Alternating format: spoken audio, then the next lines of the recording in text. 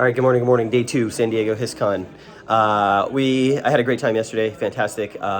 Little snafu with my prototype where I forgot some components at home. Those got overnighted to me. We are up and running today with Seljuk. We're gonna get that in front of a bunch of folks if they come by to play.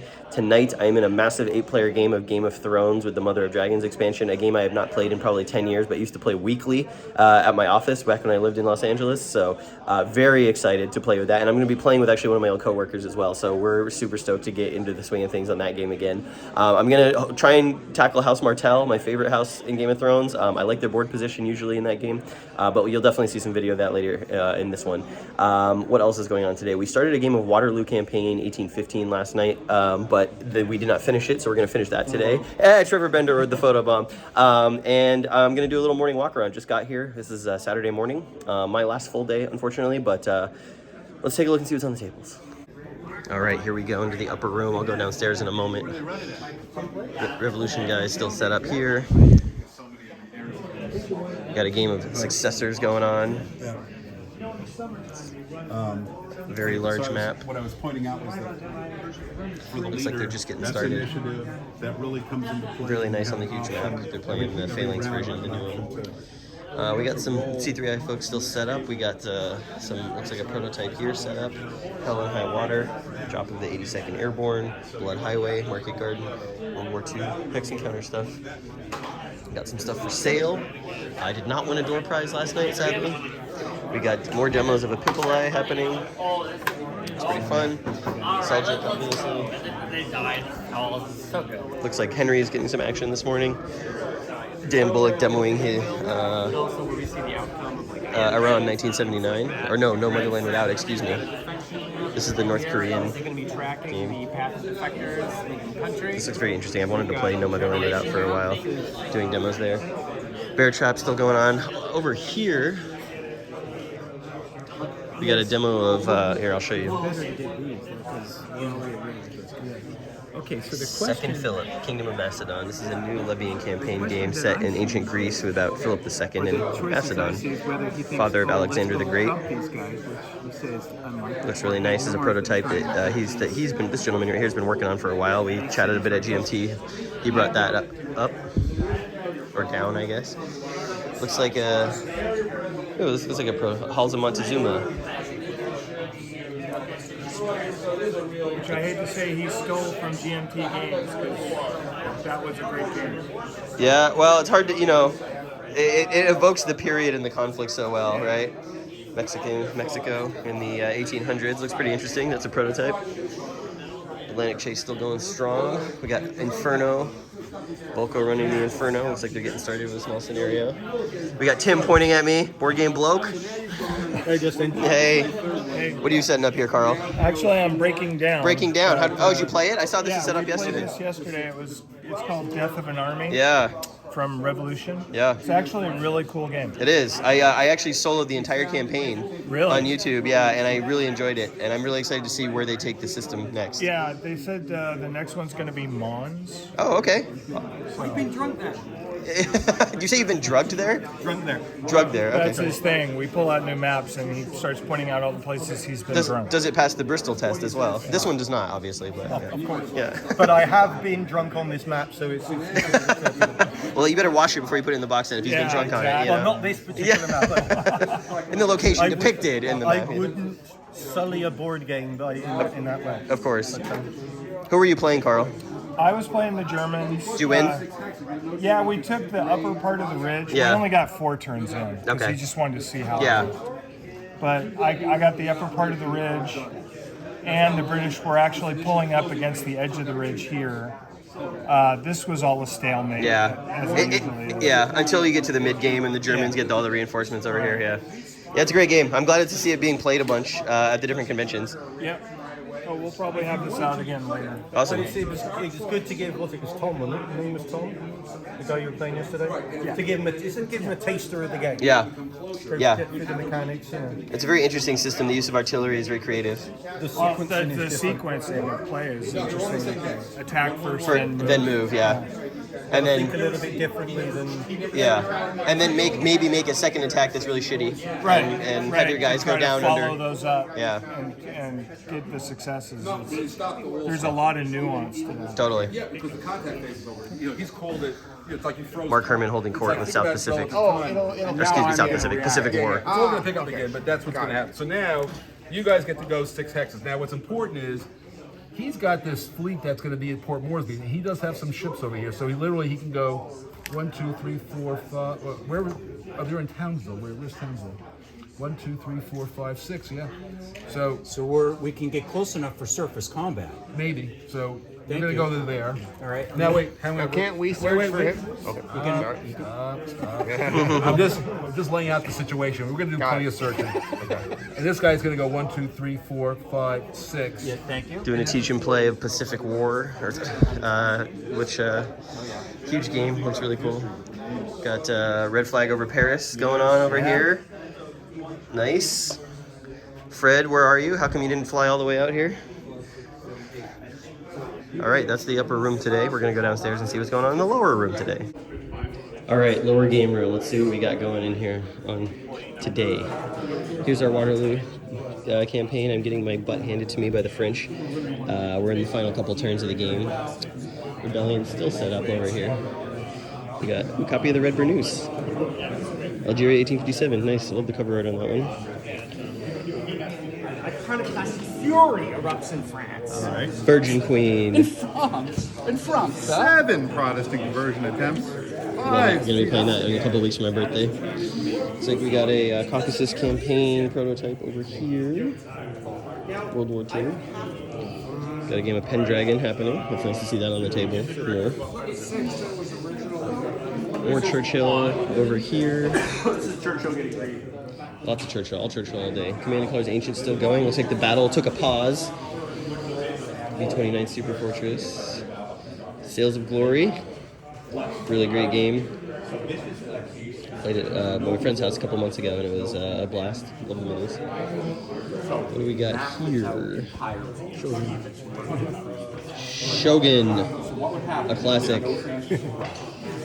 Awesome. Nice to see stuff being played. What else do we got? Queen. What do we got here? We got. I can't go to a convention without Dune Imperium being played. Hey! Always Dune. Always Dune. Looks like they've packed up Army Group Center. Don't know what they're going to be playing next. All right, we finally finished our game of Waterloo Campaign 1815. It was a French resounding victory. They absolutely mopped the floor with the Prussians. We had actually some fairly historical early engagements. Our first engagement was where the Prussians got their ass handed to them was around Ligny. That allowed the French to really expand this sort of eastern flank and like stretch me out a bit. And then our second engagement was around Quatre Bras, which is in here somewhere. Where was Quatre Bras? Where was our battle? Somewhere in this general, there it is, right there. Yeah, so we had this big engagement kind of just southwest of Quatre Bras. The French took a beating there, but I wasn't able to do quite enough damage to eliminate. I was able to eliminate 1 corps and 1 detachment because Wellington's a very good leader, but I just didn't have the manpower to cause the amount of losses, and he plays his cavalry in good supporting positions. And ultimately, with the amount of losses the Prussians took, there's just no way that I could I could win. I was damned if I did, damned if I didn't. I could then go full court press to try and attack and do some losses, but if I did that, I would leave open the key cities in the north that would give him 5 victory points for having a supply line to them. So I guess in this version of history, Napoleon won the Battle of Waterloo by through like force of arms and stupid decision making. If I was going to do something different next time, I would not have engaged with Blucher so early. I would have let the French come to me a little bit better so that I would have a more consolidated line with the English and the Prussians together. And I think that might have probably made the difference in terms of giving up so many points early to put me in a no-win situation. So let that be a lesson to you if you play this game. If you're the coalition, you need to have some patience. But otherwise, this game is great. This is, I think, the second time I played this game. The map is really pretty. I really like the system, especially, I like this better than the Civil War Gettysburg one. There's just more going on. You've got detachment units, which allow you to do sort of secured retreats and pullbacks, which I did here at the end, as you can see with the English and the Prussians for that matter. A lot of the subtleties of the chrome and the flavor of the history and the way that battles unfold are really expressed through very simple mechanics. And the idea that your units are either in essentially column march or battle line march based on the proximity to enemy units is really interesting. Overall, I mean, it plays really quickly. We finished this in probably like 2 hours of combined total playtime, maybe. And we did all 8 turns. We did the long scenario. We didn't do the short scenario, which starts on turn 3. So, it's a great game. If you have this issue of C3I, or they have the box version now, highly recommend it for like a lightweight, quick playing Waterloo game that with not a lot of rules overhead and some a pretty cool expression of the history. One thing I can point out too is that historically, what you were saying about the Prussians just sort of shadowing and not engaging is exactly what they did. Yeah. Which is why they were available for the actual Battle of Yes. Waterloo to swing in. This goes to show you my knowledge of history, of Napoleonic history, and that I did the exact opposite thing that won the Battle of Waterloo. So, lesson learned. I'm glad this wasn't like a real army that I was in command of, because it would have been very embarrassing. Okay, let's take a walk down the creepy hallway. We are here in the mid-afternoon, late afternoon period. We're going to see what's going on in the downstairs room. A lot of demos happening upstairs of games and what have you. See what the general gaming room has for us today. Oh, we got Harold Buchanan doing a bunch of games at Flashpoint South China Sea. Saw some of that yesterday. A couple games. Harold looking on dramatically. What's going on?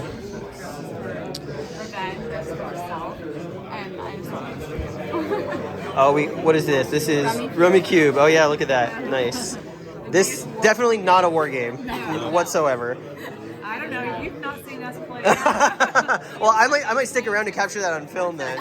Yeah. Solano 43 still set up. After the Empire. This is from Gray Fox Games. Wow.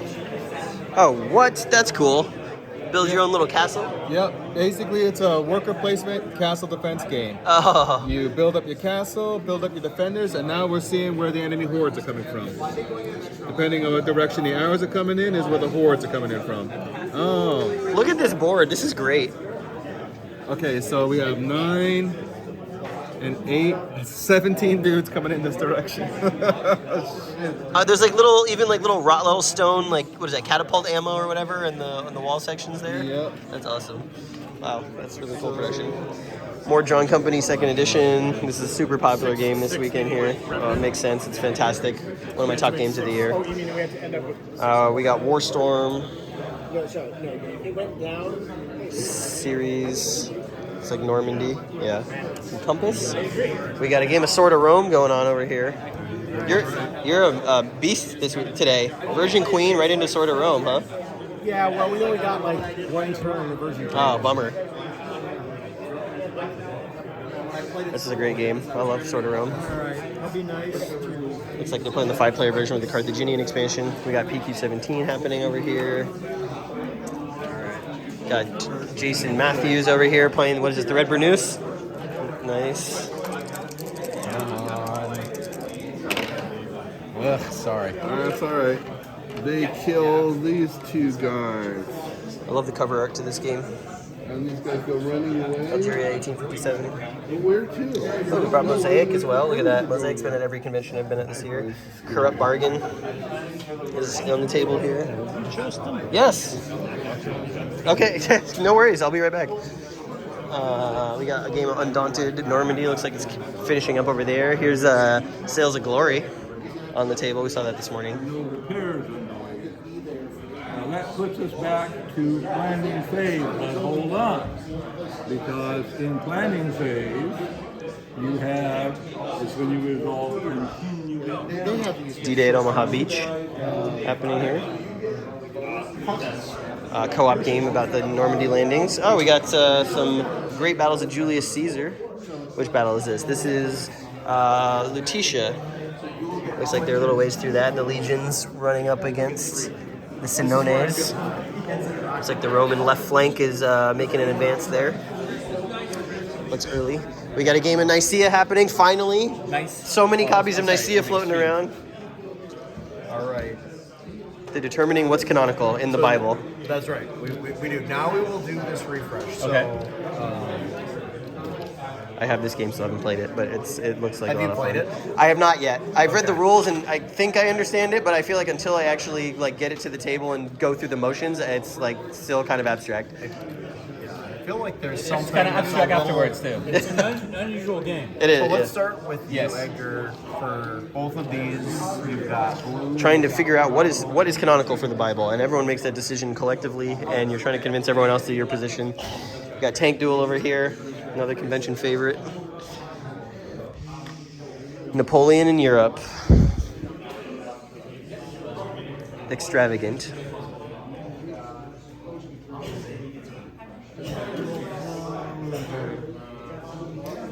Looking good with the minis there.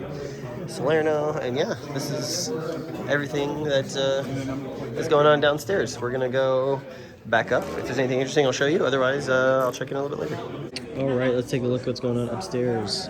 Got Red Flag of Repair set up over there. We have what is probably the most interesting thing going on right now. This is 5 separate games of South Pacific. 5 separate players on this side of the table. Mark Herman playing every single person at the same time. Hey, Mark. At the same time down the line like a chess grandmaster. And I'm going to assume that he's beating the pants off of everyone. Is that what it seems like? The results are if he is the grandmaster playing. Yeah. This is so good. This is great. So who's attacking what? It's So it's not my play? it's asking 5 poor souls to run the gauntlet right here. Oh, you know what I guess I could do? We got Fields of Fire with Kai and Tim going over here. Hello. Rocking their way through Fields of Fire. Fields of Fire, looking good So far. so far. Well, it depends. I guess. No. Casualties already. Oh no. It was expected. Okay. You're playing the Americans. I'm making omelets. Eggs will be broken. Yeah. You can only play the Americans in this game. Oh, is it? Yeah. Yeah, solo game. Oh, gotcha. Solo game as a U.S. company commander. Okay, that would explain why she's very engaged with what's going on and you're sipping water. I did not realize Fields of Fire was a solo game. Understood. Yeah. Trying to lead Kai. I mean, it's been on your want to play list for a while. It was on mine for ages. Okay, yeah, because it just got reprinted, right? John convinced me to give it a go. Okay. And I think I finally got. It's not that difficult. It's just different mechanisms. You got to think a little bit differently, and there's a not quite housekeeping, but there's a little organizational stuff you have to do. Yeah. As far as doing the missions, but it builds a good story. I think It's got cool. some tension. The people who love this game really love it. Yeah. Yeah. And I did use the available on the GMT website is the 3rd edition Right. deluxe rules Right. that I actually went to first to read them. But I still go back to using the 2nd edition rules, the ones that are supplied with the game. So it is worth it. Okay. It is worth it. Cool. But it's Good luck. we're gonna need it. Yeah. That's like Kai's gonna need it, not me. What are you, Carl? You're unboxing North Africa here from MMP. Yeah. I bought this game and I'm very excited to play it, and I've yet to get it to the table, but it looks fantastic. It's really easy to play. Yeah, because SCS. There's not a lot of rules over here. What I like about it though is it's brought the supply logistics to SCS, where like you have like different types of actions based on the supply you have available, right? Yes, Yeah. yes. Yeah. Super stoked to try and get this one on the table at some point, like at a convention, and try and play through as much as possible. Just be very careful. The one thing I forgot last time I played was the terrain effects. Oh yeah, that's kind of important. Yeah, that's the only modifier in combat for this game. Oh, interesting. Okay. Well, wow. Yeah, I love SCS. It's so seamless. Plays so nice. Inferno still. Atlantic Chase still. We got Bear Trap still. We got these guys testing out the bots to Twilight Struggle Red Sea. I'll draw until a US event is drawn and play that event, even if it would have no effect. Such a nice compact board and package there. We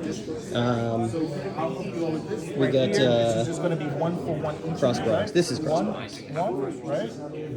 Here This is the coolest thing here. One, This like one. action selection Oh, I menu. love the way. So innovative. I love It's the really way good. that it plays and out. then here it's 2 and 4. So 2. Yeah, this is looking really great.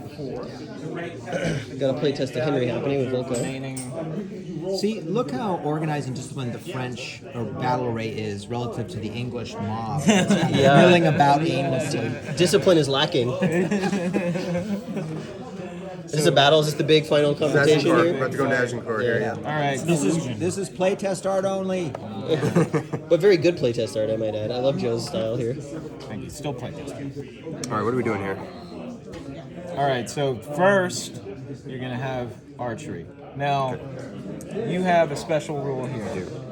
This Lord's Archers have an archery of 1.5 in the first round of battle. And more John Company with the folks behind John Company. No, that's the shipping. He can do both. Ships He are can do ready. both Oh, sides. Oh, they've made it pretty far in this game. Just leave 3 in Bengals. Okay. I can only do 2 pieces. 2 pieces. Love it. And Successor's still going over here, apparently.